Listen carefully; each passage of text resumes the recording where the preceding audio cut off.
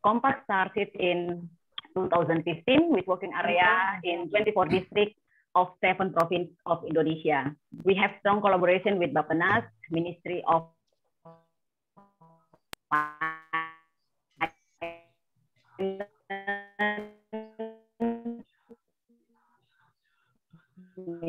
Ministry of Home Affairs and Ministry of Village, of District,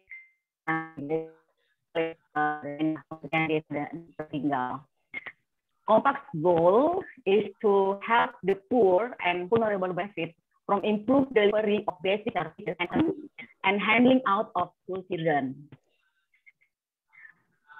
What Kompak will present today is related to Kompak's intervention in handling out of school children. So the three of the presenter will present related with handling out of school children, especially in Pekalongan district. Since 2019, Kompak has supported this service based on a request from the local government who already have developed their own innovation. Let's say they have the design and also they already have some activities related to that innovation.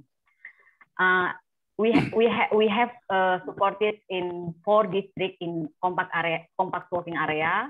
So in District Pangkep, it has Kelas Perahu. The innovation name is Kelas Perahu.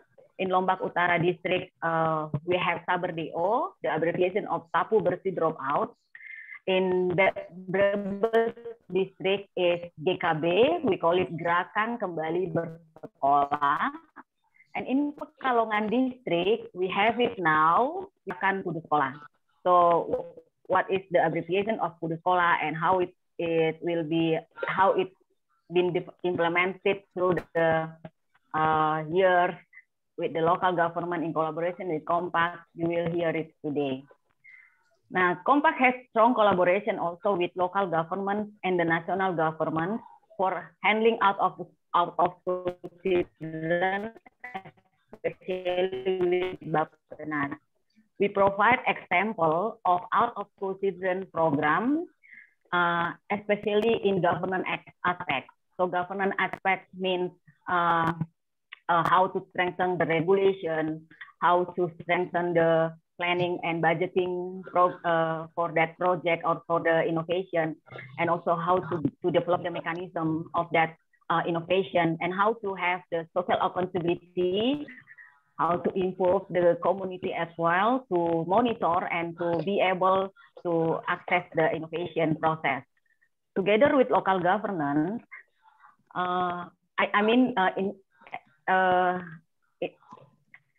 before this, related to the national government, we also support the development of out of school national strategy with the input from our studies, which we are the president. Kompak also provides support for strengthening institutional design of local innovation, and this is of course supported through sub-district and village strengthening program, district planning and budgeting. Issue of inclusiveness, which definitely require data.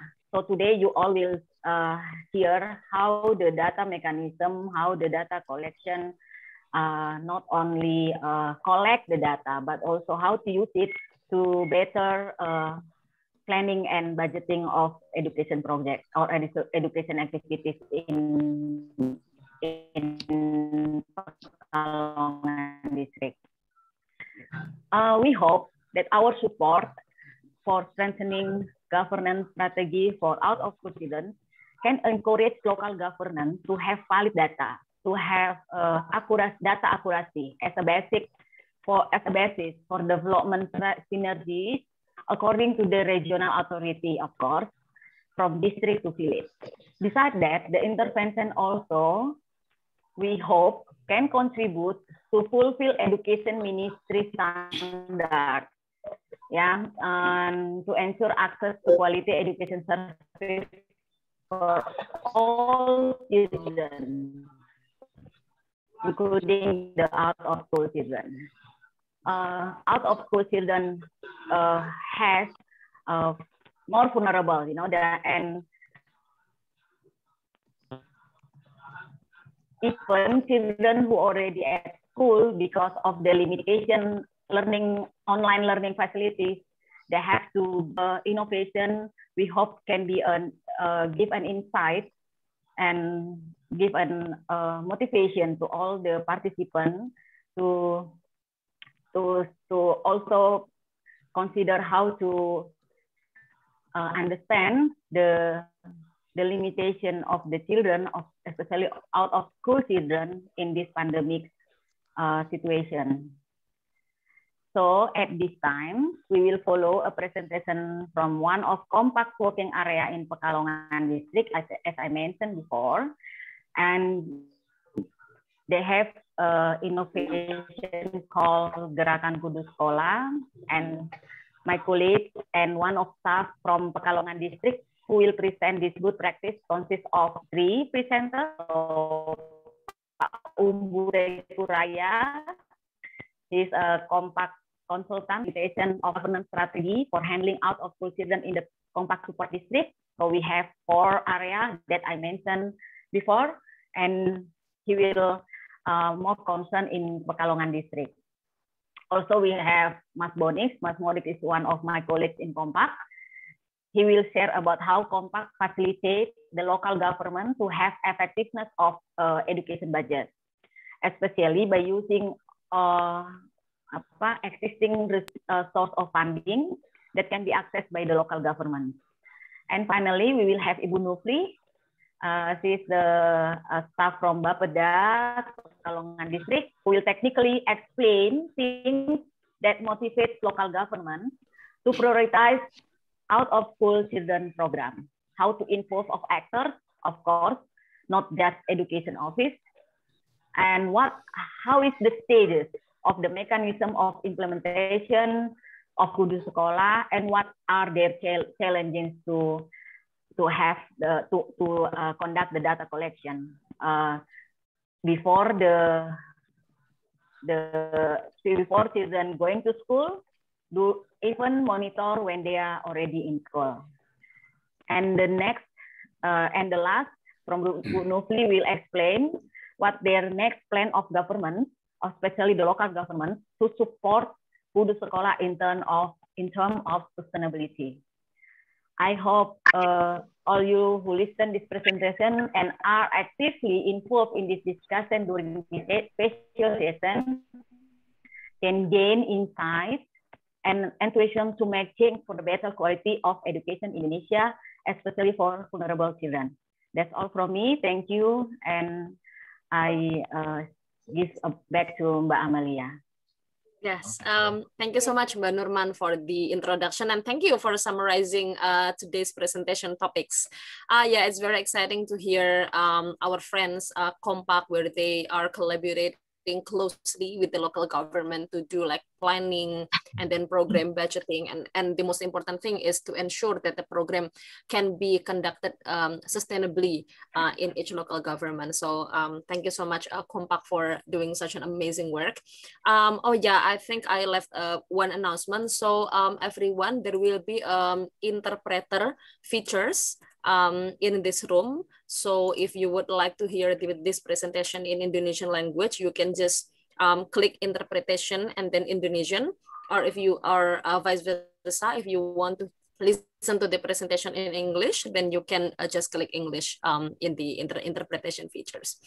All right, without further ado, let's give the floor for Pak Umbu Raya. He will be presenting the overview of the Kudu program, including the findings from some the research and monitoring that Pak Umbu and Kompak team conducted. Okay, Pak Umbu Raya, 15 minutes is yours. Thank you, Ibu. Can I have permission to share the PowerPoint? Okay.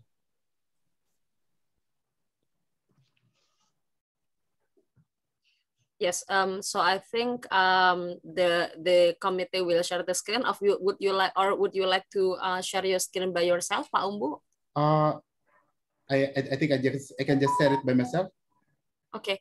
Mbak Aning mungkin bisa tolong diberikan permission kepada Pak Umbu untuk bisa share screen.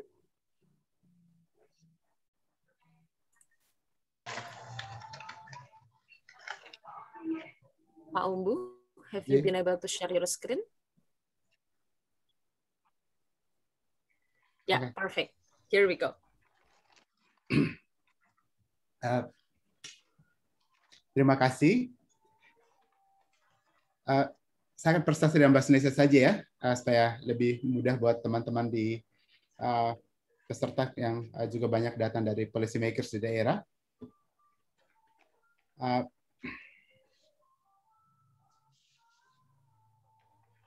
Di presentasi ini ada 5 bagian: analisis situasi, terus seperti apa pelaksanaan kudur sekolah tahun 2019 sampai 2020 sampai bulan September Oktober ya, waktu itu kita melakukan penelitian. Kemudian metodologi penelitiannya seperti apa, terus findings-nya apa, rekomendasi terkaitnya apa. Out of school children itu didefinisikan sebagai anak yang tidak pernah bersekolah atau anak yang drop out dari sekolah. Jadi ada 2 komponen sebetulnya. Masing-masing ini bisa punya akar masalah yang berbeda-beda dan tentu membutuhkan penanganan yang juga berbeda. Kalau kita lihat dari data di Indonesia, out of school children itu atau di Indonesia namanya anak putus sekolah, itu seperti seakan-akan kita tahu, tapi sebenarnya kita tidak tahu, gitu. Ya, jadi kalau data yang muncul itu data estimasi dari Susenas, 4,3 juta anak usia 7-18 tahun di Indonesia tidak bersekolah di bulan Maret 2017. Ya, tapi ini datanya estimasi, tidak ada data yang betul-betul database ya, by name by address. Jadi bagaimana menemukan sejumlah itu ya di dalam di dunia nyata gitu ya. Nah, ini Ministry of Education itu punya data collection program tahunan. Di tahun 2017 targetnya 514 ribu anak tidak sekolah, dana yang disediakan 27,5 miliar, itu kira-kira 53.500 rupiah per anak gitu ya. Cakupannya hanya data pengumpulan data dan memberikan laporan kepada Dirjen PAUD dan Pendidikan Masyarakat. Gitu ya. Belum tidak ada cakupan intervensinya. Gitu. Kemudian di rencana strategi daripada Kementerian Pendidikan yang sedang berlaku itu, sebetulnya ada emphasis untuk anak tidak sekolah. Ya. Ada dari 5 program strateginya itu ada penanganan anak dengan berkebutuhan khusus, anak di daerah terpencil, terdepan dan tertinggal, dan anak tidak sekolah atau out of school children. Dan tapi yang A dan B itu sebetulnya bisa merupakan input kepada peningkatan ATS. Jadi kalau kita bisa penanganan ATS sebetulnya bisa mencakup kedua hal itu.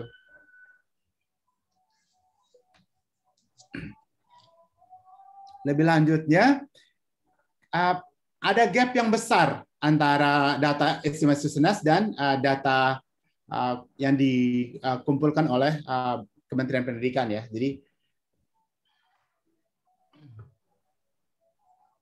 itu kalau Susenas mengestimasi di Pekalongan sekitar 26.258 anak yang tidak sekolah. Tapi balik ke tadi, tidak ada database-nya, siapa mereka, apa kondisinya, situasinya, begitu ya. Karena ini datanya adalah data interpretasi statistika. Terus, seluruh alasan regulasi. Alasan terbesar kenapa anak tidak pernah bersekolah itu sebenarnya disabilities. Ya, jadi anak berkebutuhan khusus bisa karena memang ketidaktersediaan layanan, jadi aspek supply-nya tidak ada, atau ada aspek supply-nya tapi terlalu mahal untuk bisa diakses oleh orang tua yang terutama dari yang punya keterbatasan finansial ya, karena harus antar anak tiap hari, harus sediakan fasilitas dan lain-lain. Gitu. Kemudian alasan utama kenapa anak drop out itu kalau yang dari opsi yang ditanyakan di Susenas itu adalah sebenarnya karena memang kendala finansial ya, termasuk di dalamnya anak menjadi pekerja anak, jadi masuk terlalu prematur di dalam sistem labor market. Terus di tahun 2017 itu target pendataan oleh kementerian hanya 450 anak, ya. Terus dana yang diberikan dialokasikan untuk Pekalongan hanya 24 juta. Jadi ya cukup sedikit ya. Terus yang kalau kita lihat dari kita gabungkan semua informasi di atas, gitu lihat kebutuhannya sebetulnya mulainya dari mana. Jadi pertanyaan besarnya itu datanya ada di mana? Ya, datanya tidak ada. Jadi itu membutuhkan kemudian perlu ada data innovation system. Ya, di data innovation itu butuh sistem, sistemnya butuh funding, fundingnya butuh kebijakan dan regulasi. Nah ini semua butuh tata kelola yang baik gitu ya. Jadi tidak serabutan mainnya, tapi dibuat tersistematis, perlu dibuat tersistematis karena saking besarnya sebenarnya problemnya. Mengembalikan anak yang tidak sekolah itu dengan masing-masing kondisinya ke sistem pendidikan itu bukan hal yang mudah gitu ya. Nanti kita bisa lihat prosesnya seperti apa. Jadi biasanya proses seperti ini ada regulation, ada pathway-nya ada, terus dari pathway itu ada rencana aktivitas, ada funding-nya, terus ini di awal program itu butuh data inovasi, nanti sesudah 2-3 tahun tinggal diupdate gitu ya. Nah, pengembalian anak tidak sekolah ke sistem persekolahan ini bukan hal yang mudah ya, karena ini terkait juga bukan hanya masalah uangnya, tapi motivasi si anak, gitu ya. Ada opportunity cost juga yang harus dia pertimbangkan, terutama kalau anak itu dia sudah bekerja. Ya, jadi memang kalau perlu ada proses counseling, ada bantuan sosial untuk itu, ada proses registrasi lagi ke sekolah, gitu ya. Kebanyakan sekolah-sekolah negeri, terutama sekolah-sekolah yang top itu tidak dengan mudah menerima anak tidak sekolah, terutama karena ada selisih umur, ada selisih antara kelas yang di umur anak itu sekarang dan kelas yang terakhir dia ikuti gitu ya. Jadi ada proses yang kompleks yang butuh adjustment di tengah, kadang-kadang ada regulasi yang terlalu rigid. Ya.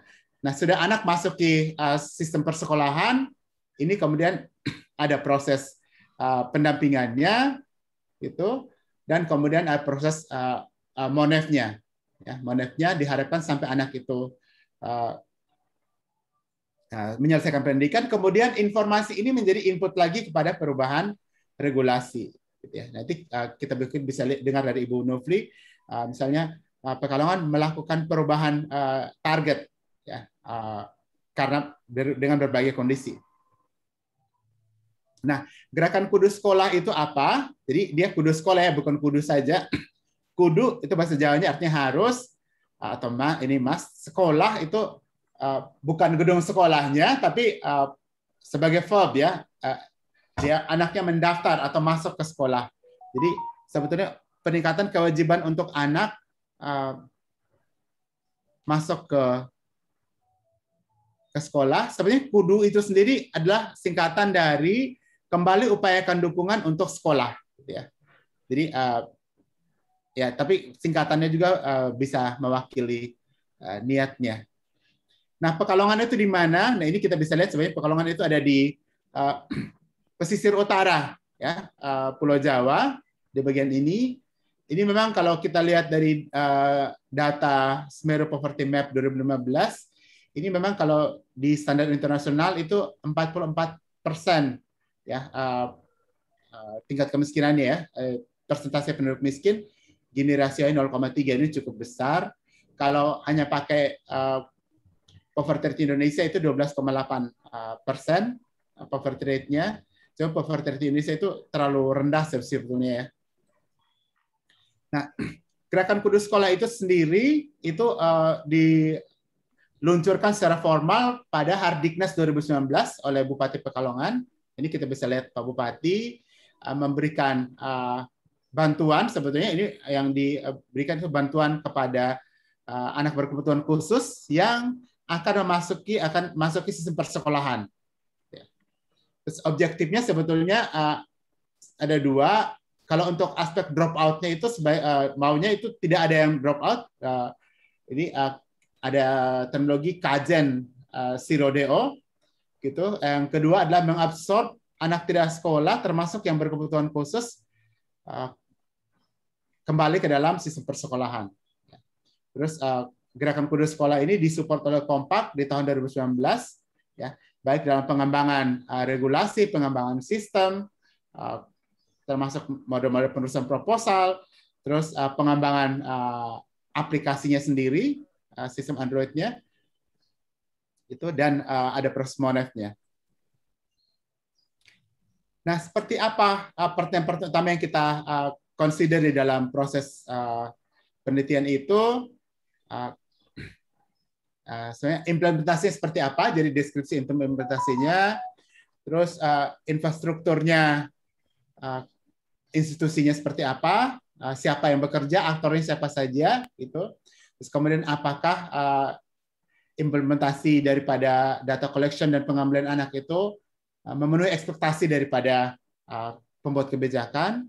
Terus perubahan apa yang terlihat? Faktor-faktor apa yang pengaruhi maupun yang sepertinya bisa menjadi challenge ya.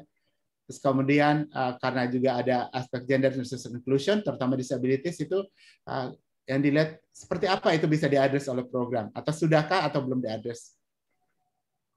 Ya, proses penelitiannya sendiri itu ini sebenarnya proses participatory proses ya, dengan Bappenas, dan awalnya dengan Bappenas Kementerian Pendidikan di Indonesia, kemudian pengembangan studi desain di Kompak, terus ada workshop instrumen dengan Bappenas, terus ada dokumen review berasal dari situ, bersamaan paralel dengan itu, kemudian FGD dan KII ini kadang-kadang disertai dengan pemaparan dulu dari Bappenas yang sedang menyiapkan Stranas ATS.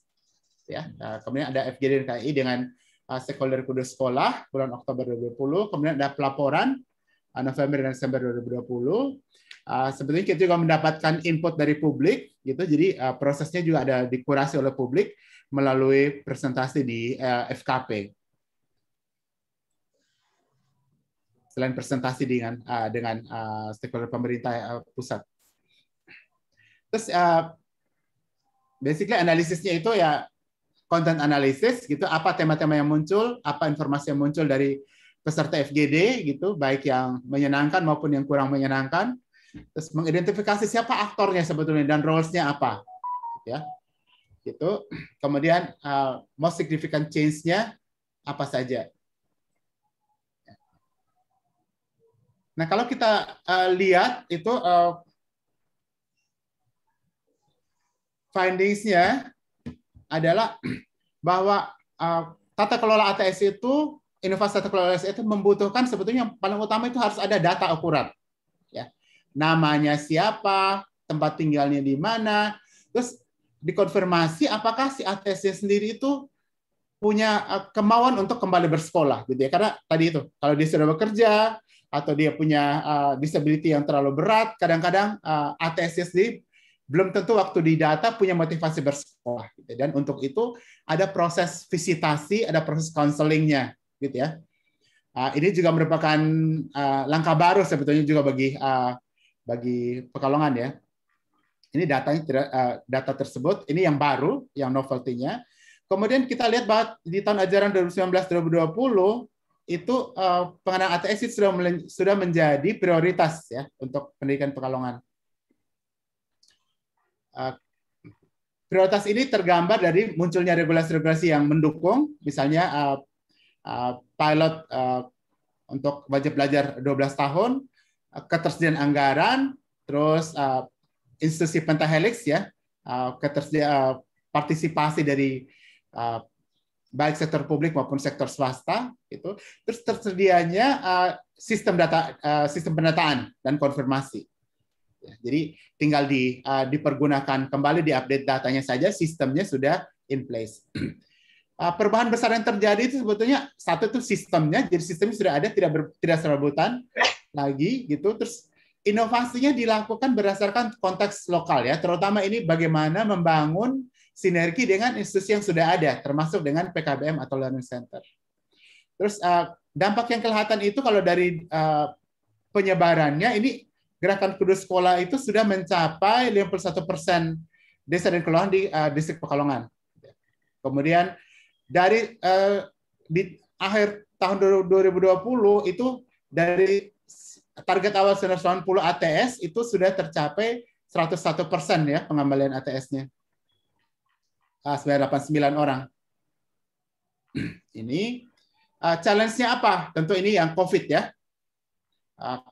Secara mau tidak mau penanganan ATS kemudian menjadi prioritas sekunder. Itu terus ada indikasi bahwa sekolah dari rumah itu sebetulnya punya potensi meningkatkan jumlah ATS. Nah, kemudian aspek yang paling penting ini karena anak yang baru kembali ke sekolah itu butuh counseling ya. Nah, ini yang sulit ya di masa pandemi. Ya, kemudian bahwa pendataan ini sekalipun sudah ada peta helixnya itu memang masih dilakukan secara sentralistik dari Bapeda atau Kementerian Dinas Pendidikan. Kemudian, sekolah di PKM itu masih mengambil posisi seperti masih wait and see begitu ya. Sekalipun sebetulnya buat PKBM itu ada insentif lebih besarnya, karena dengan kalau ATS mendaftar di situ dia bisa menerima DA non fisik. Terus kemudian anak ATS yang disabilitasnya berat itu belum secara optimal ya diakomodir dalam program ini. Nah, rekomendasi kalau kita lihat memang berarti perlu ada, karena mayoritas anak yang belum pernah bersekolah adalah anak berkebutuhan khusus, berarti butuh sebenarnya fokus, ada strategi baru untuk menjangkau mereka gitu. Dan untuk itu sebenarnya karena yang lacking itu funding, ini sebenarnya ada potensi funding yang perlu juga terus dieksplor ya oleh teman-teman di Pekalongan. Itu kemudian yang dua hal yang terkait dengan kebijakan pemerintah pusat, bahwa penanganan ATS di kabupaten perlu diikat langsung di bawah indikator sakit gitu, sehingga fundingnya itu terjaga gitu, dan prioritasnya terus perlu di-push gitu, terutama dengan sudah tersedianya platform nasional dari Bappenas, Strategi Nasional Penanganan ATS tahun 2020. Begitu pemaparan dari saya, Ibu. Saya kembalikan. Yes, terima kasih banyak Pak Umbu atas sharingnya. Thank you so much Pak Umbu for the very interesting insights from the program, as well as the findings from the monitoring. Here I took several notes. So Pak Umbu presented that this is several things that I found it very interesting. Yeah, there are many out of school children, but there is no accurate data. So then how we can find them? That's the big question that Pak Umbu presented earlier. And then Pak Umbu also mentioned that there are main reasons for dropping out of schools. The first one is disabilities, and the second one is financial hardship, and this includes the child labor. And also Pak Umbu emphasized that successful OOSC program starts from reliable data, and then confirming, doing like visit and counseling, and ask whether the children are still interested to enroll again at school. And in regards to the data itself, Pak Umbu mentioned that data innovation must be supported by the panah-panah ya Pak Umbu ya, the diagram that everything is basically starts from the good governance. And about the Kudus Sekolah was launched in 2019 and supported by Kompak in 2019 and 2020. Kudus Sekolah aims to reduce the dropout rate and also getting back and also trying to get back children to go to school. And then in the second part, Pak Umbu explained about the monitoring of the Kudus Sekolah, then where Pak Umbu and also Kompak team conducted the FGD workshop, and then key informant interviews. And this is very good news that Kudus Sekolah bring back 101% ya, 101% anak tidak sekolah was back to school. I think that's a very good news. And the most important thing is Kudu is an innovation based on local institution and utilizing local infrastructure. So I think that's the key of the sustainability ya Pak Umbu ya. However, COVID-19 brings a lot of challenges. For example, like school from home is likely to increase the number of OOSC, and also COVID-19 reduce the time for the counseling provision to students. Yeah, thank you so much, Pak Ombu, for sharing. And the second presentation will be presented by Pak Bonix. Pak Bonix will talk about the overview of situation in Kabupaten Pekalongan, especially from the budgeting side. And then also Pak Bonix will present a little bit more detail on the compact intervention on the KUDU program and also some recommendation. Silahkan Pak Bonix, apakah mau share screen sendiri atau ingin dibantu oleh panitia? Mohon izin untuk share screen sendiri. Ya, baik.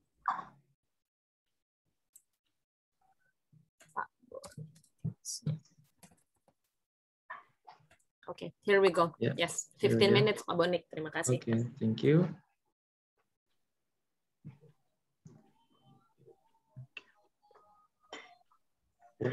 Thank you for the time and opportunity. I will be present about this is the financing of handling out of school children, OSC, through the movement KUDU Sekolah in Pekalongan district. Maybe I will present it in this presentation in Bahasa, so everybody maybe can understand about the message that the compact will be delivered about this the handling out of the school children. Ya, terima kasih Bapak Ibu sekalian. Kami akan menyampaikan bagaimana kompak berupaya untuk membantu di bidang pendidikan terkait dengan out of school children. I'm sorry. Ya. Pada topik di IRSA ini cukup menarik karena topik ini berbicara tentang bagaimana education outcomes dan education spending, di mana kemarin di hari sebelumnya juga sudah dibahas terkait topik ini, dan memang banyak hasil-hasil yang dipresentasikan oleh beberapa presenter terkait dengan hubungan education outcome ini dengan economic growth. Di sini memang temuan dari mereka menunjukkan pentingnya pendidikan dalam upaya untuk meningkatkan economic growth. Akan tetapi temuan-temuan ini berbicara dalam tingkatan pencapaian dari pencapaian yang long term atau yang jangka panjang. Sedangkan dalam sisi short term itu belum terlihat secara signifikan berpengaruh terhadap perekonomian atau pertumbuhan ekonomi. Mungkin ini KUDU Sekolah dan inisiatif-inisiatif pendidikan lain merupakan sebagai salah satu solusi untuk memangkas bagaimana durasi pencapaian economic growth atau kemakmuran di Indonesia ini melalui dengan education outcome di dalamnya. Oke, kita lihat di ini sekilas terkait bagaimana indikator yang ada di Kabupaten Pekalongan mengenai misalnya HDI, yaitu Human Development Index atau bisa dikatakan IPM. Jadi IPM di Kabupaten Pekalongan angkanya masih kisaran 69,67%, jadi masih di bawah IPM-nya Jawa Tengah dan juga masih di bawah IPM-nya dari nasional. Nah, dari IPM ini memang kalau secara keseluruhan IPM di Kabupaten Pekalongan mengalami peningkatan di tiap tahunnya, tapi peningkatannya ini sangat kecil gitu. Nah, IPM ini juga sebenarnya terbentuk dari beberapa indikator, yaitu salah satu ada 3 indikator: pendidikan, kesehatan, dan ekonomi. Tapi dalam hal ini kita akan berbicara tentang ekonomi pendidikan. Di dalamnya pendidikan itu, indikator pendidikan ada 2 indikator lainnya, yaitu rata-rata lama sekolah dan harapan lama sekolah. Data terakhir terkait dengan harapan lama sekolah di Pekalongan ya memang meningkat, akan tetapi nilainya juga masih cukup rendah, yaitu 6,88 tahun. Jadi masih mereka penduduk di usia sekolah ini baru menjalani pendidikan formal itu baru 7 tahun atau setara dengan SMP kelas 1. Oke. Kemudian kalau dilihat dari sisi nasional pun, tingkat nasional pun juga masih sekitaran 8,34 8,34%. Dan ini yang saya sampaikan di depan tadi, bahwa penelitian-penelitian sebelumnya dipresentasikan bahwa memang ya pastilah ini akan menjadi sebagai long term buat Indonesia menjadi lebih maju. Karena angka pendidikannya pun masih sekitar 8,34%. Oke. Kemudian saya tampilkan beberapa bagan yang saya ambil dari aplikasinya Sepakat di Bappenas. Ini menunjukkan bagaimana angka keberlanjutan sekolah di Kabupaten Pekalongan di tahun 2020. Jadi dari grafik ini sudah dipecah menjadi 5 garis. Masing-masing garis ada warnanya, dan warnanya ini menunjukkan posisi dari kuintil 1 itu menunjukkan masyarakat miskin, sedangkan kuintil 5 adalah masyarakat yang kaya di sana. Jadi dari grafik ini terlihat bahwa adanya penurunan angka di usia dari ini tahun pendidikan ya, dari 1 sampai 12. Jadi misalnya dari kalau pendidikan sekolah dasar itu 1 sampai 6 tahun, kemudian dan seterusnya, ini mengalami penurunan. Jadi artinya apa? Bahwa di sini mungkinlah titik-titik dari indikasi indikasi anak putus sekolah bisa tampak. Walaupun nanti pertanyaannya adalah tadi disampaikan oleh Pak Umbu dan juga Mbak Amalia, ada di mana, siapa, dan bagaimana. Tapi dari grafik secara makro, secara umum sudah bisa terlihat inilah kondisi yang terjadi di Kabupaten Pekalongan. Kemudian beralih ke ekonomik, fiskal kapasitas di Kabupaten Pekalongan menurut Kemenko tahun 2018 masih berstatus sedang. Jadi fiskal kapasiti fiskal ini adalah berbicara bagaimana kondisi fiskal di daerah, karena kita tahu pendapatan yang ada di kabupaten itu terkadang sudah earmarked, artinya sudah terikat. Jadi sedangkan sisanya itu yang yang bisa dibelanjakan secara mungkin istilah secara bebas itu terbatas. Gitu. Dan kemudian kalau tren anggaran APBD-nya di Pekalongan memang meningkat, setiap tahunnya pasti meningkat, dan untuk anggaran pendidikan dari APBD murni itu secara persentase menurun di tahun 2009. Ini saya kutip dari neraca pendidikannya Kemendikbud tahun 2019. Akan tetapi walaupun dari APBD kecil proporsinya, nilai anggaran dari National Budget Transfer untuk pendidikan ini cukup besar. Dan ini nanti akan kami sajikan di berikutnya. Kemudian situasi, artinya potensi non-government actor di Pekalongan juga cukup tinggi, mengingat Pekalongan adalah kawasan industri, jadi potensi untuk terbuka, ya bisa dimanfaatkan untuk pembiayaan untuk pendidikan, bidang pendidikan dan bidang lainnya. Oke, ini kemudian kondisi bagaimana keuangan pendidikan. Ya, tadi yang saya sampaikan, kalau kita perhatikan di sebelah kanan, grafik sebelah kanan, Kabupaten Pekalongan di tahun 2019 untuk proporsi anggaran APBD murninya itu sebesar 9,9%, dan dengan anggaran transfer dari pusat itu sekitar hampir 30% kurang. Dan ini trennya pemanfaatan APBD untuk urusan pendidikan secara murni, jadi memang trennya turun, kemudian tahun 2019 turun.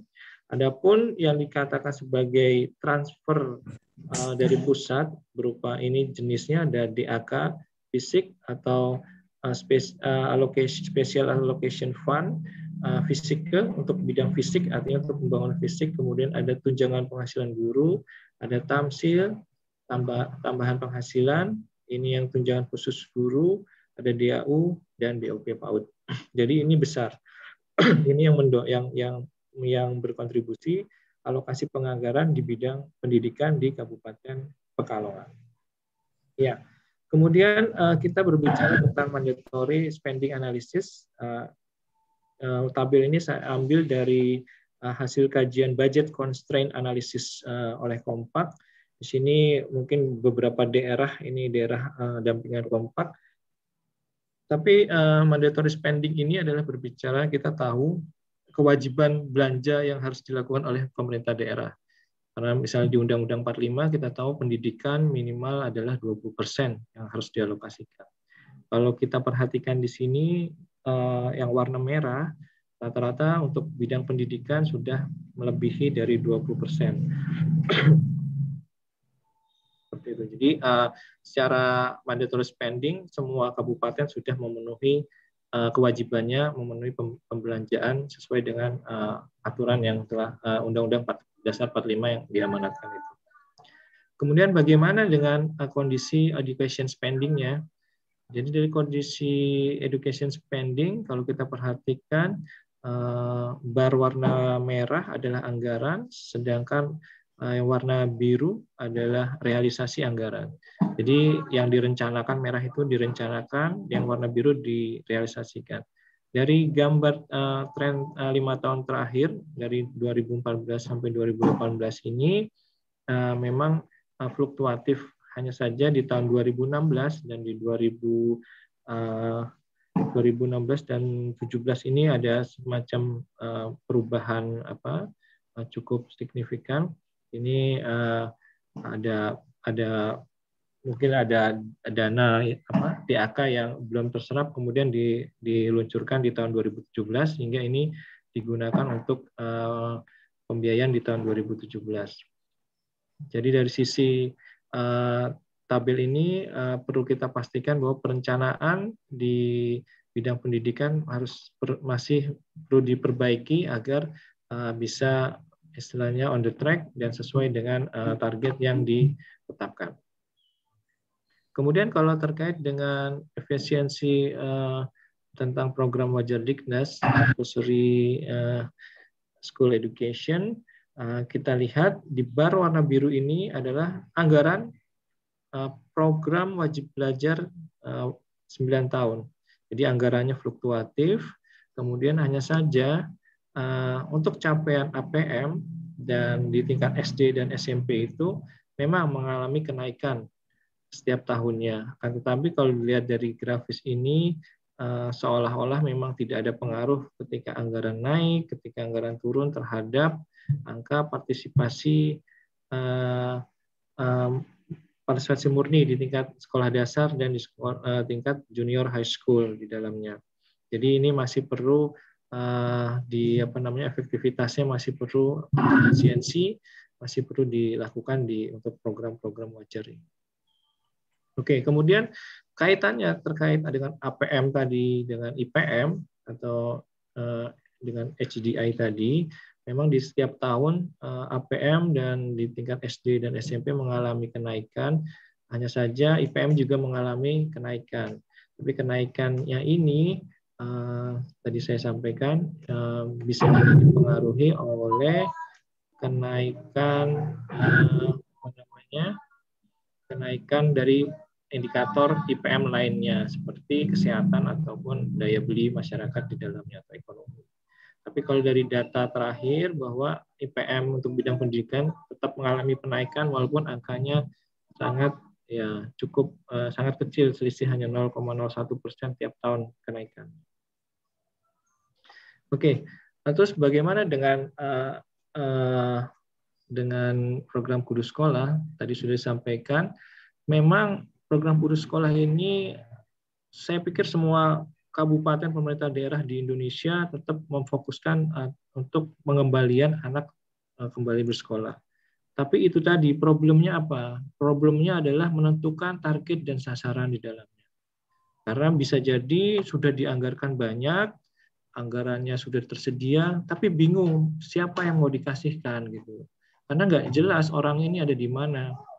Siapa, pakai data yang mana, karena ada data Dapodik, kemudian ada data SIAP, kemudian ada data EMIS untuk Kemenak, kemudian ada data lainnya, BDT atau DTKS, Dan inilah yang dilakukan oleh Kudus Sekolah menentukan target ini. Nanti secara detail akan disampaikan secara langsung oleh Ibu Nufri bagaimana mekanisme pendataan ini sehingga menemukan angka-angka ini gitu. Jadi angka ini sudah angka bersih gitu. Jadi bukan tidak perkiraan lagi, sudah tidak mencari lagi, sudah langsung diplot. Jadi tugasnya adalah nanti bagaimana membawa number of children ini langsung kembali ke sekolah. Lalu apa implikasinya terhadap target-target ini? Tentu implikasinya adalah membutuhkan anggaran terkait dengan data collection dari OOSG. Kemudian bagaimana melakukan verifikasi dan validasi data di tingkat desa. Kemudian untuk memudahkan proses tersedianya Kudu Sekolah application. Kemudian penyediaan bagaimana beasiswa dan pemenuhan biaya untuk masing-masing siswa. Kemudian setelah itu juga tentu ada pendampingan di tingkat family-nya, di tingkat keluarga yang OOSG, sehingga mereka menjadi paham bahwa anaknya itu harus sekolah. Kemudian ada proses monitoring dan evaluasi, dan pemenuhan, selain itu ada pemenuhan fasilitas-fasilitas pendidikan di dalamnya. Ya, kemudian ini aktor juga yang bagaimana dalam rangka proses pembiayaan Kudus Sekolah. Jadi ada kabupaten, kemudian ada non-actor government, tadi saya sampaikan. Mungkin kalau kabupaten bisa kita katakan ini level pemerintah, kabupaten, pemerintah provinsi, pemerintah pusat, walaupun nanti di sini juga ada pemerintah desa, tapi kami pisahkan karena desa ini merupakan sebagai institusi tersendiri dalam pengelolaannya, walaupun pengaturan keuangannya juga diatur oleh sama-sama dari Kemendagri dan Kemenkeu, tapi batasannya lebih kental dengan di desa. Jadi, Pak Bonix. Masih berapa? Ya, sebetulnya waktunya sudah habis, Pak, tapi mungkin 2 menit mungkin bisa lihat, tinggal 2 slide ya. Ya, saya tidak terlihat tadi ini. Oke, ini komitmen anggaran di tahun 2022. Jadi kalau kita perhatikan sudah dari sisi output sudah jelas angka-angkanya berapa yang harus dibiayai, dan kemudian inilah menjadi dasar kita untuk melakukan pembiayaan di Kudus Sekolah. Kemudian ini kompak strategi melalui development pilot new piloting, kemudian kita bahas, kemudian ada fasilitasi dan sebagainya, dan ini beberapa tahapannya yang dilakukan. Secara garis besar adalah strengthening education budgeting, kemudian mekanisme. Dan ini hasil yang kami lakukan di Kabupaten Pekalongan dari sisi peraturan, kemudian dialog, dan sebagainya. Sedangkan dari sisi keuangan adalah adanya analisis budget constraint, pemahaman tentang pemanfaatan data kemiskinan, kemudian ada pemanfaatan aplikasi Krishna untuk special fund tadi, DAK, kemudian capacity building, dan capacity building terkait dengan SPM atau minimum service standard. Dan ini yang kita support dari sisi penganggaran. Untuk rekomendasinya, ya tentu akan ada new RPJMD, ini tantangannya. Nanti tentu program Kudus Sekolah tetap masih berlangsung. Kemudian ini harus dilakukan secara masif ke semua desa. Kemudian adanya data ATS ini untuk rencana penganggaran yang digunakan oleh seluruh aparat di OPD, kemudian pemanfaatan dana pusat untuk pendidikan. Mungkin itu saja dari saya. Mohon maaf, saya tidak bisa melihat waktunya tadi. Terima kasih, Mbak Amelia. Thank you for your attention. Terima kasih Pak Bonix, thank you so much. So yes, there are several takeaways that I take notes from Pak Bonix presentation. Is another very interesting insight. So Pak Bonix mentioned that in Pekalongan at the junior and high school level, school transition rate decreased, and the other side in related to the budget is increased in spending is not followed by increase in wajar Dikdas performance indicators ya Pak Bonix Maulana. So the budget efficiency must be revisited again. And then in regards to the Kudu Sekolah program, there are several things that the local governments need to think, especially in the financing for the budget for data collection, verification, apps, school tuition, and also family accompaniments.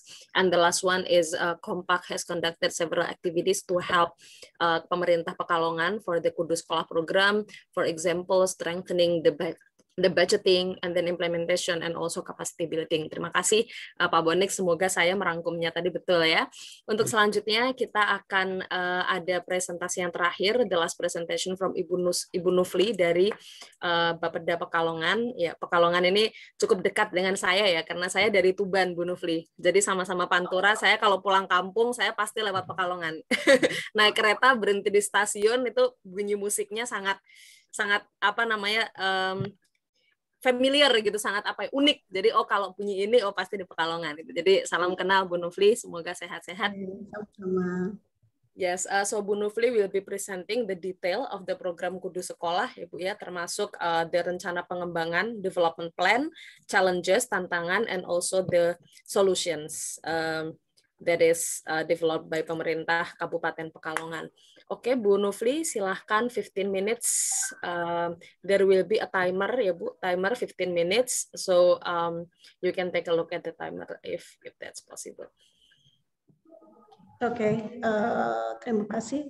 Assalamualaikum warahmatullahi wabarakatuh. Thank you for this opportunity. Let me share this presentation in Bahasa. Wait a minute.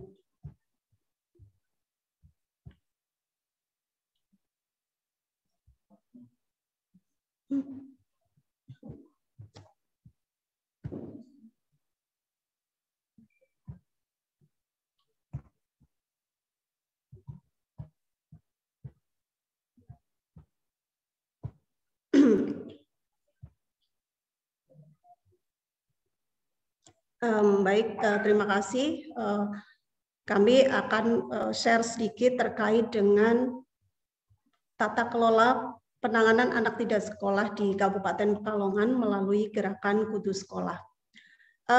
Yang melatar belakangi dari terobosan gerakan Kudu Sekolah ini adalah kami melihat rapot merah yang ada di indikator kinerja yang ada di pendidikan. Jadi di sini IPM kami berada di 11 terbawah provinsi dan berada di bawah nasional dengan indeks pendidikan yang menjadi faktor pembentuk IPM yang paling rendah. Ditambah lagi dengan jumlah anak tidak sekolah yang tinggi. Nah, semua ini akhirnya memunculkan sebuah terobosan yang dinamakan Gerakan Kudu Sekolah.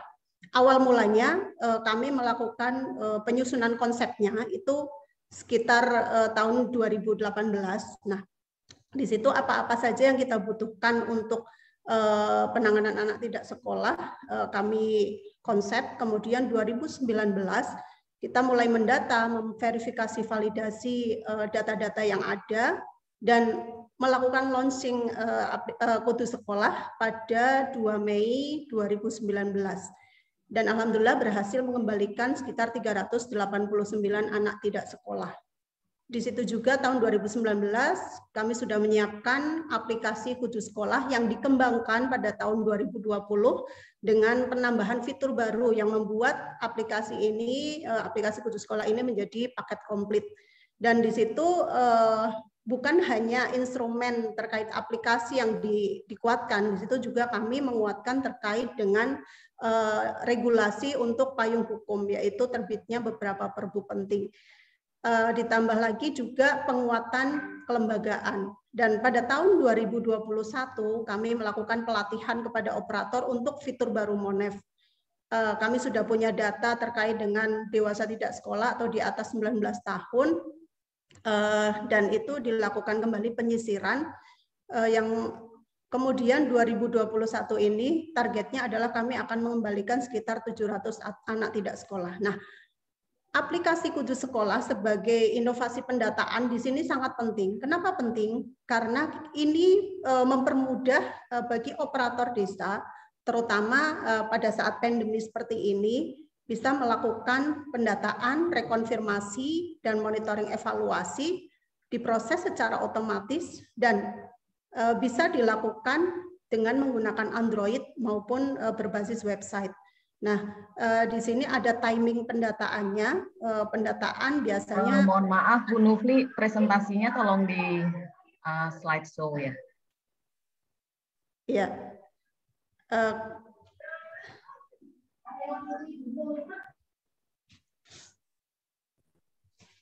Di klik kanan, Bu Nufli, nanti ada hide presenter view.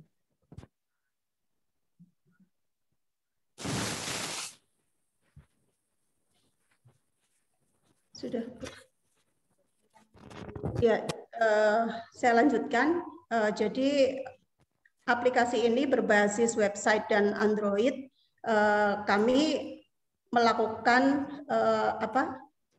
penyisiran itu dengan timing yang sudah kami siapkan. Jadi rekonfirmasi dilakukan pada saat memasuki tahun ajaran baru. Nah, untuk monitoring evaluasi dilakukan bagi anak yang sudah kembali bersekolah, dilakukan dua kali dalam 1 tahun, itu tiap semester kita lakukan untuk melihat apakah si anak masih tetap bersekolah atau tidak. Kemudian ada juga pembagian peran dan tanggung jawab, yaitu ada desa, kecamatan, dan kabupaten, itu kita bergerak bersama-sama. Desa berbuat apa, kecamatan berbuat apa, itu sudah kami petakan.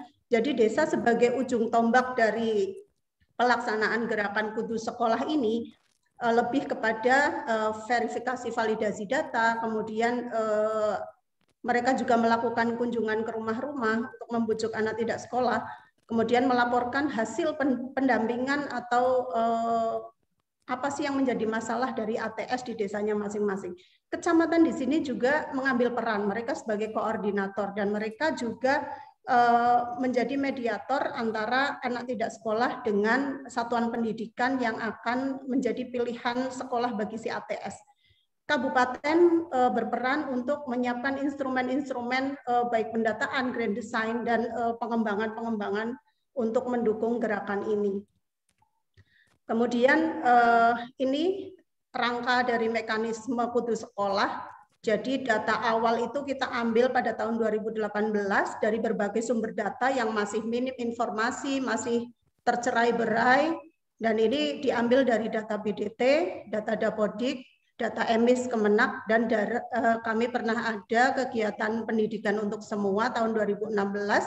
Itu kita mix, kemudian kita olah datanya, diakses dengan data siap, kita ada MOU dengan Dinuk Capil, kemudian didapatlah data anak tidak sekolah di Kabupaten Pekalongan. Nah, di sini setelah data tersebut diolah, akan dilakukan rekonfirmasi. Rekonfirmasi akan menghasilkan 2 data, jadi data anak yang bersedia kembali ke sekolah, nanti kita proses ke proses selanjutnya untuk pengembalian anak tidak sekolah tersebut, dan data yang anak belum bersedia untuk dikembalikan ke sekolah, nanti kita lakukan rekonfirmasi di tahun selanjutnya. Gerakan Kudu Sekolah sebagai sebuah inovasi tentunya membutuhkan komponen yang mendukung. Jadi ada 3 komponen penting yang menjadi pendukung dari kegiatan ini.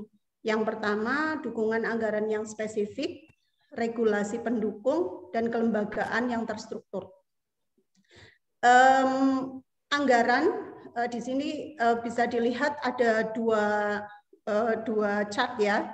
Ada anggaran yang dengan kartu kajian cerdas. Kartu kajian cerdas ini mengintervensi anak yang sudah bersekolah. Nah, itu jumlahnya memang ada penurunan karena memang ini pandemi. Namun kita bisa melihat di anggaran yang tanpa kartu Karja Cerdas. Nah, anggaran ini adalah anggaran yang langsung mengintervensi anak tidak sekolah di Kabupaten Pekalongan dan jumlahnya semakin meningkat dan lebih bervariasi. Kemudian regulasi pendukung sebagai payung hukum kita untuk melaksanakan kegiatan ini. Yang terakhir adalah 2 komponen pendukung ini tidak akan berjalan apabila tidak ada kelembagaan yang terstruktur. Makanya kelembagaan ini juga kita kuatkan, kita bangun. Kebijakan dan komitmen anggaran, tadi yang anggaran sudah kita petakan, di sini adalah hal-hal yang di support anggarannya adalah terkait operasional siswa PKBM, karena kan ada PKBM yang tidak mendapatkan BOP kesetaraan. Nah, itu kita support dengan APBD. Kemudian ada pengembalian ATS, kita ada stimulan bantuan personal, kunjungan ke rumah juga kita support, dan berbagai hal lagi termasuk peningkatan sekolah inklusi bagi anak berkebutuhan khusus juga kita sentuh. Apa sih pemanfaatan yang sudah kita lakukan dengan data tersebut? 2 poin yang sangat penting adalah perbaikan perencanaan dan penganggaran. Di sini kita dengan adanya data yang tepat membuat intervensi di bidang pendidikan itu menjadi lebih tepat sasaran. Kita petakan mana-mana sih data-data yang untuk support SPM, kemudian jumlah ATS yang dikembalikan pun nanti akan sesuai dengan anggaran yang dialokasikan. Nah, yang kedua adalah koordinasi lintas sektor. Ini sangat penting karena gerakan Kudu Sekolah tidak akan jalan kalau tidak ada pendekatan kolaborasi pentahelix dari semua elemen masyarakat. Kemudian untuk rencana pengembangan ke depan, kami rencananya akan jemput bola layanan pendidikan ke Ponpes dan ATS bekerja. Kebanyakan di Kabupaten Pekalongan, ATS bekerja itu saat dibujuk itu memang kesulitan karena mereka lebih nyaman dengan bekerja. Nah, hal ini kami lakukan dengan jemput bola layanan pendidikan. Jadi kita datang ke ATS bekerja dan ke Ponpes. Intervensi dewasa tidak sekolah, rencananya dari Dinas Pendidikan nanti akan kami support untuk menyusun atau menerbitkan Perbup terkait dengan penanganan dewasa tidak sekolah atau di atas usia 18 tahun. Pengembangan aplikasi Kudu Sekolah berbasis offline. Kenapa ini kami lakukan? Karena di daerah kami banyak daerah yang di pegunungan, jadi susah sinyal. Nanti kami support dengan pengembangan aplikasi Kudu Sekolah berbasis offline. Nah, kemudian optimalisasi pelayanan pendidikan ATS dengan penghitungan unit cost secara profesional.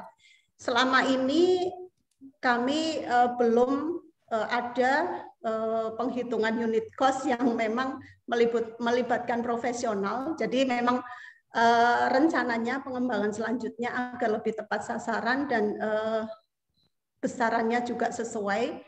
Rencananya kami akan melakukan penghitungan unit cost. Selanjutnya adalah optimalisasi penanganan ATS oleh semua OPD lintas sektor. Nah, semua OPD diharapkan bisa bergerak dengan kewenangan masing-masing untuk support penanganan anak tidak sekolah ini.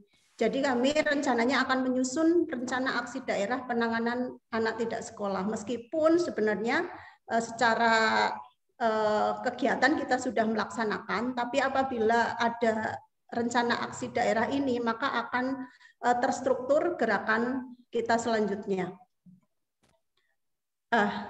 Pandemi COVID menjadi salah satu penghambat bagi mungkin di daerah lain juga seperti itu. Nah, tantangannya banyak sekali bagi gerakan Kudu Sekolah karena banyak hal terkait COVID. Ini yang paling utama adalah yang jadi permasalahan bersama itu keterbatasan anggaran pendapatan belanja dari daerah. Nah, itu pasti semua merasakan. Kemudian pembelajaran daring ini juga salah satu hambatan yang paling besar. Jadi anak-anak yang masih sekolah saja, karena pembelajaran daring kadang mereka menjadi rentan, anak yang rentan putus sekolah, apalagi anak yang tidak sekolah.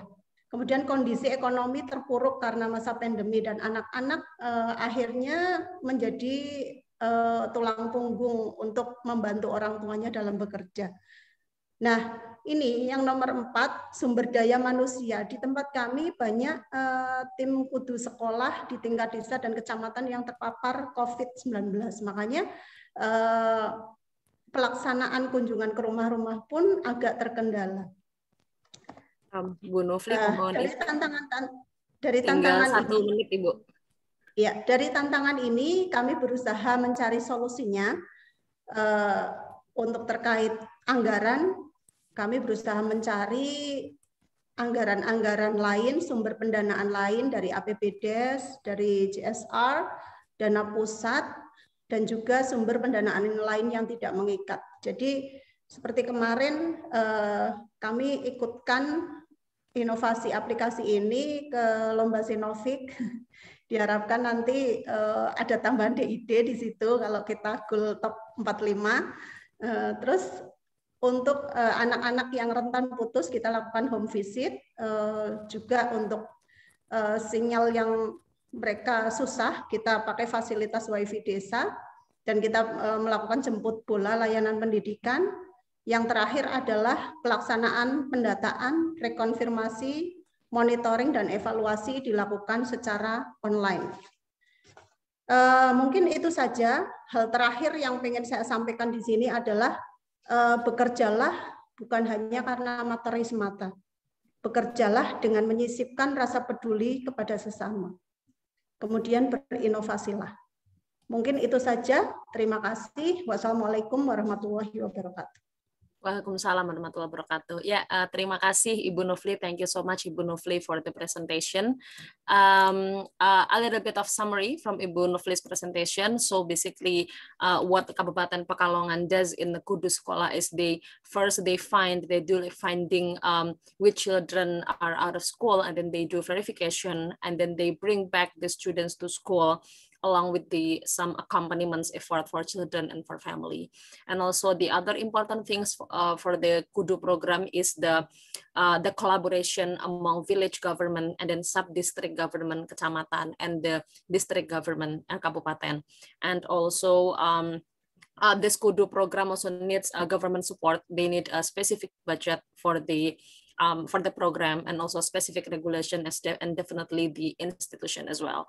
And lastly, Ibu Nufli mentioned that good data, accurate data can help in at least 2 things. The first one is to make sure that to target beneficiaries of education policies, to make sure that the program is well targeted.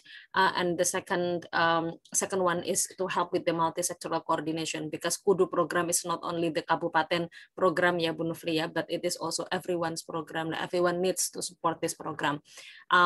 And lastly, Ibu Nufli, saya tadi mengutip quote saya Bu Nufli, ya, bekerjalah bukan hanya karena materi semata, tapi sisipkan kepedulian dan teruslah berinovasi. Jadi tepuk tangan untuk Ibu Nufli dan Kabupaten Pekalongan atas inovasi yang sangat luar biasa, dan juga teman-teman kompak atas support yang tidak henti-hentinya seperti itu.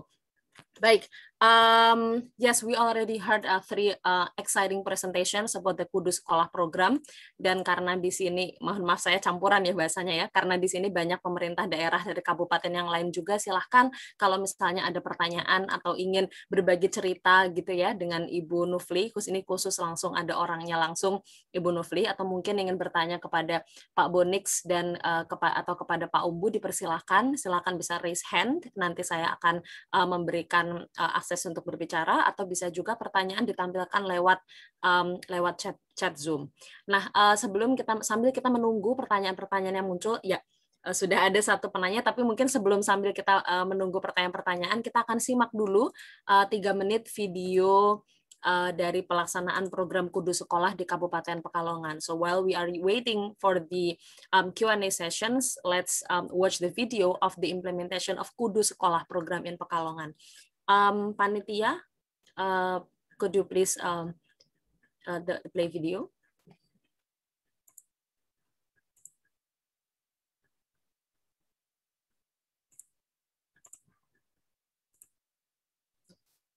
I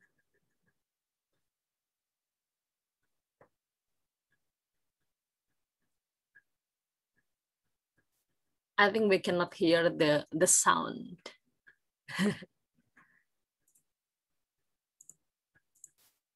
Mbak Aning, sepertinya suaranya ini belum terdengar.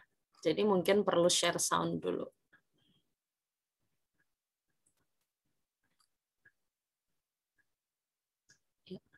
Sambil Mbak Aning share sound, mungkin Mbak Citra dan rekan-rekan kompak ini ada beberapa request ya. Apakah materinya bisa di-share?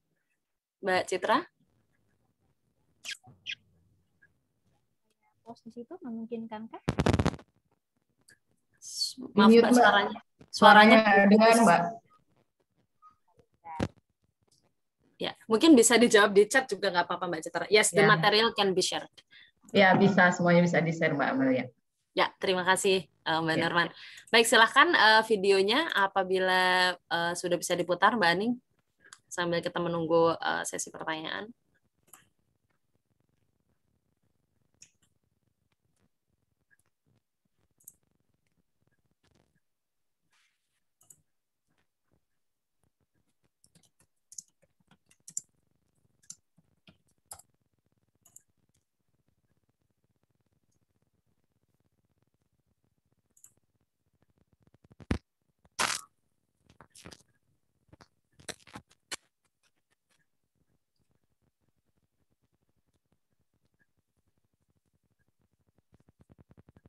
Sepertinya belum di-play, Aning.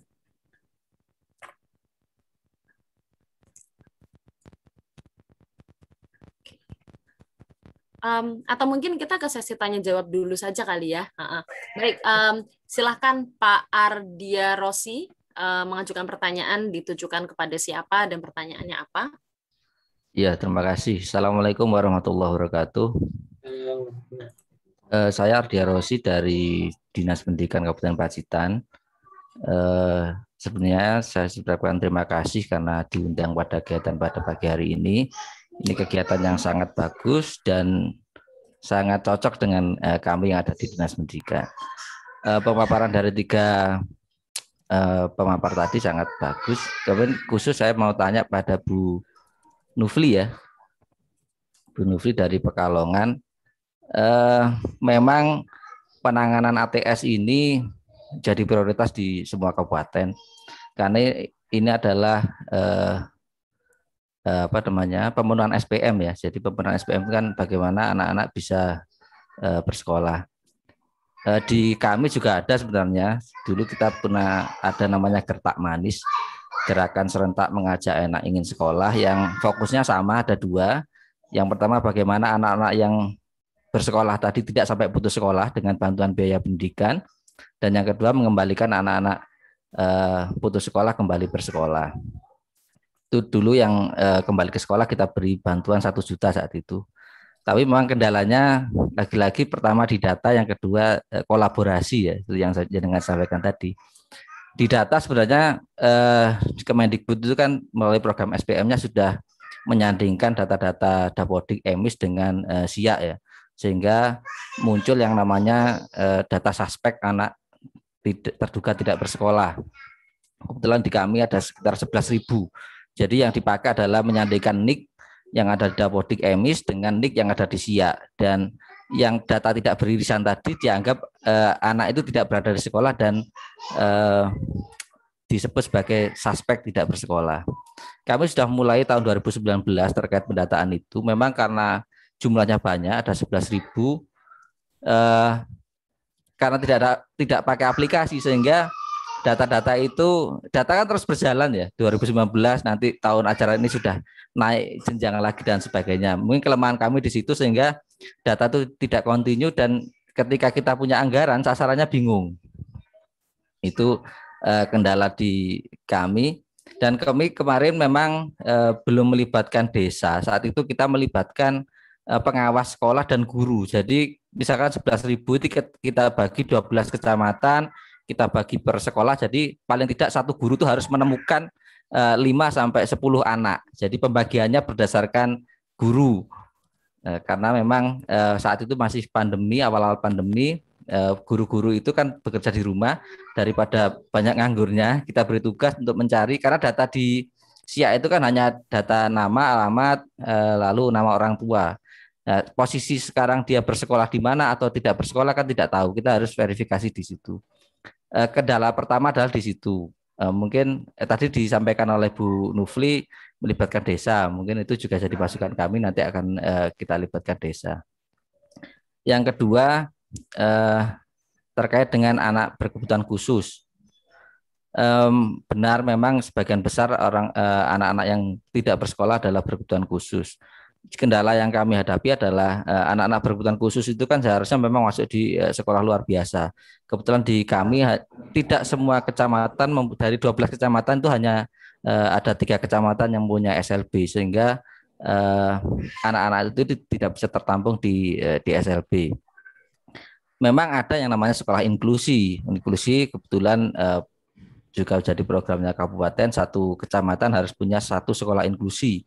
Namun yang jadi kendala, sekolah inklusi itu tidak dibarengi dengan guru yang mampu untuk menangani anak berkebutuhan khusus. Nah, itu yang jadi kendala. Jadi ketika anak itu masuk di sekolah inklusi, tetapi penanganannya masih seperti anak normal. Jadi kadang sudah masuk terus keluar lagi karena memang gurunya kadang tidak mampu. Nah, kalaupun harus pakai guru pendamping, biasanya kan orang tua. Memang pada beberapa orang tua yang dia menitipkan anak di sekolah inklusi dengan membawa guru pendamping sendiri. Tetapi kalau tidak membawa guru pendamping sendiri, gurunya yang tidak mampu.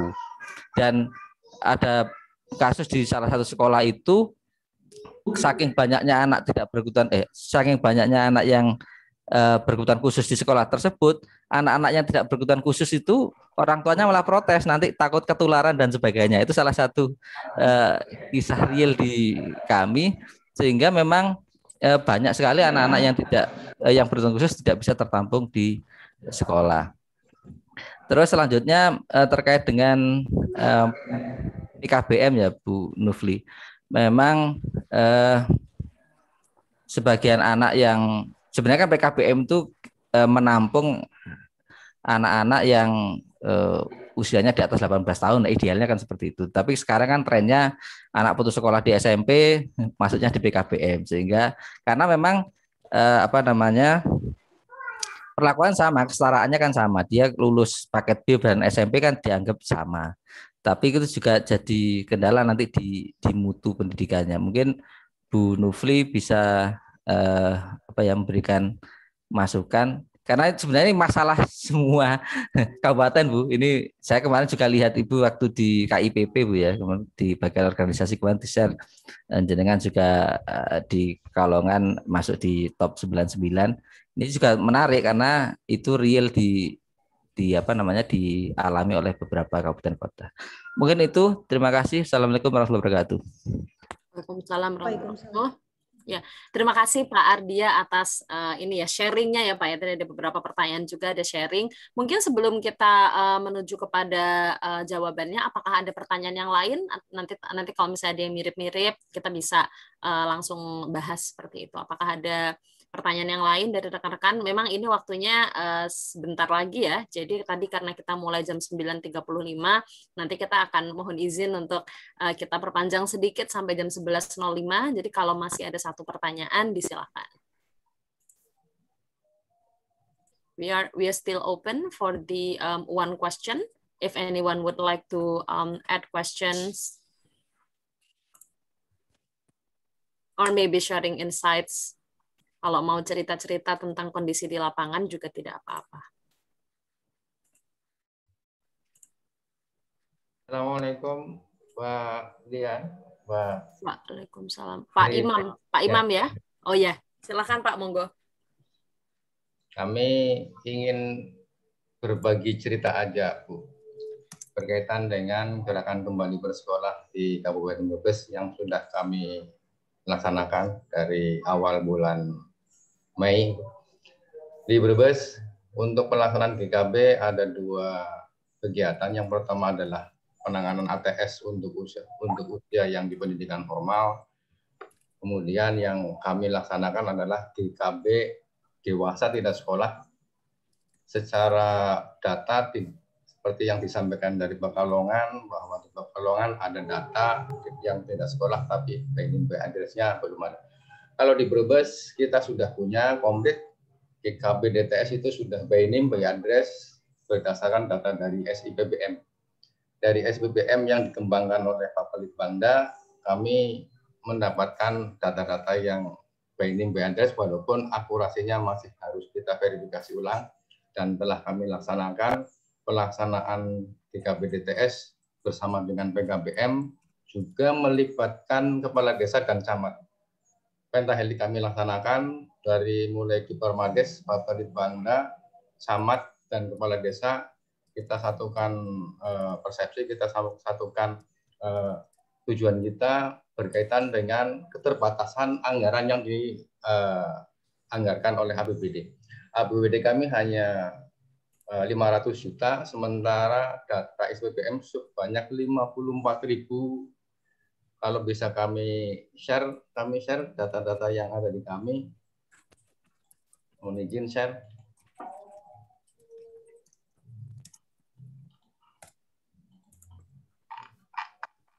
Ini data yang ada di kami, data dewasa tidak sekolah usia 22 tahun sampai 56 tahun ini.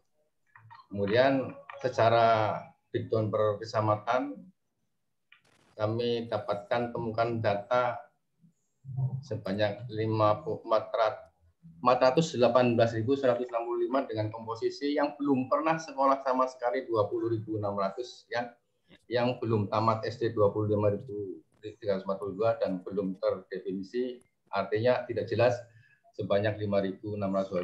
Kemudian aksi yang telah kami laksanakan pada awal adalah kami melakukan koordinasi dengan pihak di Permades dengan Bapak Litbangda, kemudian menyusun pedoman GKB yang nanti bisa dilaksanakan oleh PKBM dan desa. Kemudian baru sudah kami laksanakan sosialisasi dan pemetaan pendataan program GKB dewasa tidak sekolah dengan sumber anggaran dari dana desa dan dari dana APBD. Kami berdasarkan instruksi dari Bupati langsung punya semangat yang tinggi untuk menuntaskan DTS ini, mewajibkan seluruh desa di dalam anggaran dana desanya untuk mengalokasikan minimal 10 orang per desa. Sehingga asumsinya dengan 297 desa ada 2.970 orang. Walaupun ada beberapa desa yang belum sempat mengalokasikan, tapi ada komitmen dan kami ikat dengan MOU dengan pihak desa. Setiap desa wajib menganggarkan 1.500.000 per siswa untuk penyelenggaraan GKB dengan PKBM, dan alhamdulillah 17 kecamatan di Kabupaten Brebes semua camat siap dan mengumpulkan seluruh kepala desa dengan PKBM untuk melaksanakan MOU, dan sekarang action untuk tahun ajaran ini kami akan melaksanakan pembelajaran manakala situasi sudah memungkinkan, karena di Brebes, Masya Allah, data perkembangan jumlah yang terpapar virus semakin besar. Perlu kami informasikan di lingkungan saya sendiri lebih dari 20 orang terpapar virus, dan baru saja tadi sore meninggal Bapak Kepala Dinas Pendidikan, Kepala Dinas Kesehatan. Mudah-mudahan. Pak Imam, mohon izin Pak, ini karena waktu kita sangat mepet Pak, ya kami turut berduka cita Pak ya atas bencana nasionalnya juga tentunya menimpa rekan-rekan di kabupaten. Juga mohon izin Pak Imam, saya potong Pak Imam ya, karena waktunya tinggal 2 menit, jadi supaya nanti Bu Nufli bisa menanggapi sedikit pertanyaannya Pak Ardia. Mohon izin Pak Imam ya, mohon izin juga rekan-rekan kompak ya. Saya kira sudah cukup, nah, itu tinggal action saja nanti di pembelajaran. Assalamualaikum warahmatullahi wabarakatuh. Waalaikumsalam warahmatullahi wabarakatuh. Sepertinya seru juga kalau kita bisa mengorganize sesi sharing ya, Mbak Nurman mungkin nanti dengan kabupaten-kabupaten yang lain. Baik, Ibu Nufli silakan Ibu, kalau ini masih ada 2 menit Ibu untuk menanggapi tadi pertanyaan dari Pak Ardia, khususnya kendala yang dihadapi oleh Kabupaten Pacitan terkait dengan anak-anak yang berkebutuhan khusus. Mungkin Ibu Nufli ada yang mau di-share dari Pekalongan. Oke, terima kasih atas pertanyaannya. Dari Pacitan, pertanyaan yang sangat luar biasa karena ini hampir semua kabupaten kota merasakan ini. Kami juga di Kabupaten Pekalongan, awal mula dari adanya gerakan Kudus Sekolah ini juga kami awalnya berdarah-darah, ada putus asanya juga, tapi nggak apa-apa, kita harus bersemangat dulu, semangat senyum anak-anak tidak sekolah yang nanti dikembalikan ke sekolah, insya Allah akan jadi obat dari semua berdarah-darah yang kita lakukan. Memang Pak, untuk kolaborasi 2 tahun ini pun kami masih proses bagaimana caranya mengkolaborasikan. Jadi bagaimana caranya menggerakkan, harus ada aktor kunci atau siapa sih yang dijadikan orang yang bisa menggerakkan. Nah, kami kemarin meminta dari Ibu Ketua Tim Penggerak PKK Kabupaten Pekalongan, salah satunya untuk ikut menggerakkan juga, dan tokoh-tokoh masyarakat yang lain.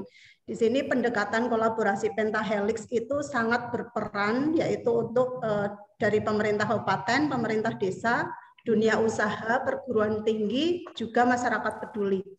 Terus untuk data, lakukan saja dulu Pak, data apa yang sudah jenengan punya. Kalau misalkan yang tidak punya data pun kita kan harus mencari data, apalagi jenengan sudah punya embrio, sudah punya data yang bisa dikembangkan. Nah dari situ langsung tembak saja ke desa, karena awal mula saya juga masih trial and error. Saya cari ayah lah, Bunda kan lagi ini dibilang petugas PKH yang melakukan verifikasi validasi. Ternyata kok nggak berhasil, banyak data tidak ditemukan dan lain-lain, karena petugas PKH itu kan sedikit jumlahnya, sumber dayanya sedikit. Akhirnya kami langsung nembak ke kepala desa dan sekdes. Kenapa sekdes? Karena sekdes sekarang kan mereka melek IT, jadi kita bisa push ke sana. Kalau kemarin ceritanya kalau kami ketemu dengan sekdes itu, kami karena semua berbasis aplikasi, HP saya bisa 10 nih Bu, kayak gitu. Tapi nggak apa-apa, kita support terus agar mereka juga bersemangat. Nah, untuk ABK, ada beberapa kebijakan untuk support ABK. Saya sangat bersyukur mempunyai partner dinas pendidikan yang siap jemput bola. Jadi dinas pendidikan di sini mengeluarkan perbub terkait dengan penunjukan sekolah penyelenggara inklusi. Jadi kami awalnya cuma punya 3 SD sekolah inklusi dan 7 SMP. Sekarang sudah ada 42. Nah, ini juga menjadi PR bagi kami untuk memperbaiki sesuai dengan atau melengkapi sesuai dengan perbub tersebut. Apa sih yang dibutuhkan oleh sekolah inklusi itu. Kemudian kami sediakan juga guru pendamping khusus untuk sekolah inklusi. Kami ada pelatihan untuk guru-guru sekolah inklusi, karena bullying selalu jadi permasalahan bagi ABK di sekolah inklusi. Nah itu berusaha kami lakukan dengan pelatihan-pelatihan, bukan hanya 1-2 orang di sekolah, guru di sekolah itu, tapi kami harapkan semua di sekolah inklusi bisa mengikuti pelatihan. Kemudian ada juga bantuan untuk anak berkebutuhan khusus seperti tas dan lain-lain. Kenapa ini kami lakukan? Karena anak berkebutuhan khusus itu mempunyai permasalahan yang kompleks. Kalau misal kita support sedikit dengan adanya bantuan itu, paling tidak mereka mempunyai semangat untuk tetap melanjutkan bersekolah. Nah, kita juga berkomunikasi dengan SLB, kami ada 1 SLB, karena selama ini anak berkebutuhan khusus itu menjadi objek yang pasif. Maka kalau misal dari orang tua tidak mempunyai keinginan untuk menyekolahkan mereka, mereka akan menjadi objek, tetap menjadi objek yang pasif, yang tidak berusaha dicarikan solusinya. Makanya negara atau pemerintah kabupaten harus hadir di situ. Mereka harus menjadi objek yang dicari. Jadi kita cari, kita data, dan kita kembalikan. Mungkin seperti itu, Bapak. Baik, Pas sekali. Terima kasih banyak Bu Nufli atas responnya. Semoga ini ya silaturahmi antar kabupaten ini bisa terus kita lanjutkan supaya saling menginspirasi. Baik, untuk merangkum diskusi pada hari ini, kita akan melihat video program Kudu Sekolah yang tadi harusnya kita sudah putar, tapi karena ada kesalahan teknis, jadi kita akan putar sekarang. Jadi video ini akan merangkum seluruh presentasi paparan dari Pak Umbu, Pak Bonix, dan juga Bu Nufli. Saya ucapkan terima kasih kepada rekan-rekan. Mohon maaf karena kini kita sedikit overtime, tapi semoga kita mendapatkan inspirasi yang baik untuk hari ini ya, seperti yang dipesankan Bu Nufli ya. Kita bekerja tidak hanya berharap pada materi belaka ya Bu Nufli, tapi juga kita selipkan rasa kepedulian, dan juga yang penting adalah terus dan terus berinovasi. Jadi kalau ada inovasi, lakukan saja gitu. Baik, silahkan untuk panitia dimohon untuk memutar videonya. Again, thank you very much everyone for staying here. And I hope everyone is healthy and happy, and we got like insights from this presentation. Thank you so much, Kompak, for the awesome session, and good luck for the activities. Thank you. Silakan panitia, Mbak Aning.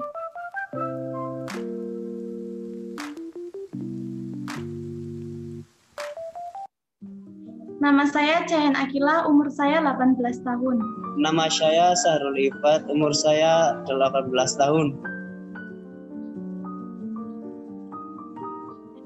Waktu itu kan bapak kerja sendiri, jadinya kasihan udah tua, terus akhirnya putus sekolah, biar bantuin bapak aja gitu. Anaknya banyak, 4. Saya punya adik yang masih sekolah, jadinya orang tua kalau membiayai kedua-duanya tidak mampu. Jadinya satu adik saya yang ikut sekolah gitu. Udah lama, maksudnya pengen sekolah lagi gitu kan. Udah lama mumpung ada bantuan juga, semangat sekolah lagi biar nambah ilmu lagi gitu. Biar masa depannya sukses, nggak nganggur, dan bisa membantu orang tua. Demikianlah sepenggal kisah anak tidak sekolah yang telah kembali bersekolah di Kabupaten Pekalongan. Kisah ini bermula tanggal 2 Mei 2019, Kabupaten Pekalongan meluncurkan gerakan Kudu Sekolah. Salah satu permasalahan yang perlu ditangani adalah masih banyaknya anak tidak sekolah. Berdasarkan basis data terpadu BDT Kemensos tahun 2018, data anak tidak sekolah sebanyak 29.376 anak. Berdasarkan Education Management Information System EMIS Kemenak, 86 anak. Berdasarkan data pokok pendidikan Dapodik Kemendikbud, 774 anak. Dan berdasarkan data kegiatan PUS, 2.190 anak. Aplikasi Kudu Sekolah berbasis web dan Android menjawab kebutuhan updating, transparansi data, dan monitoring ATS dalam satu jendela informasi. Data ATS dari berbagai sumber, termasuk yang bersumber dari masyarakat, digabungkan berdasarkan format pendataan aplikasi Kudu Sekolah, kemudian diverifikasi dan validasi, direkonfirmasi, dilakukan pendampingan, kemudian dimonitor melalui aplikasi ini.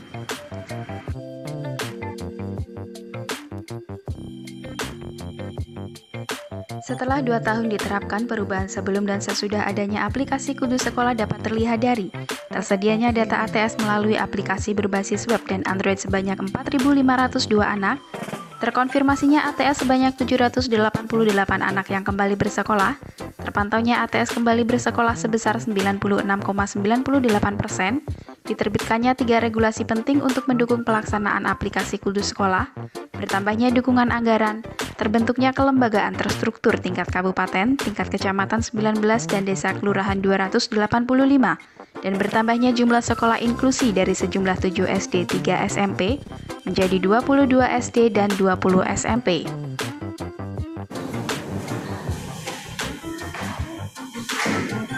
Assalamualaikum warahmatullahi wabarakatuh.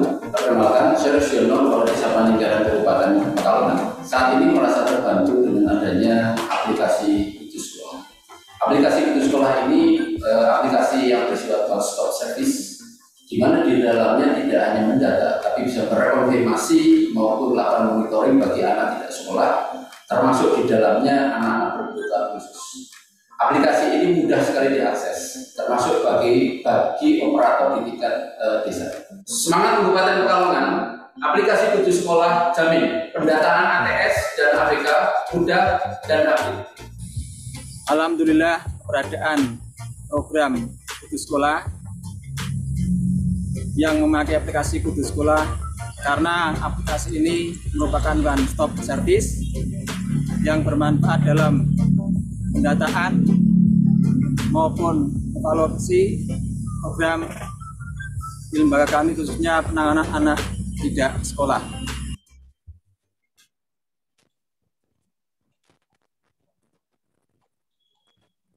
Yeah, yes, okay.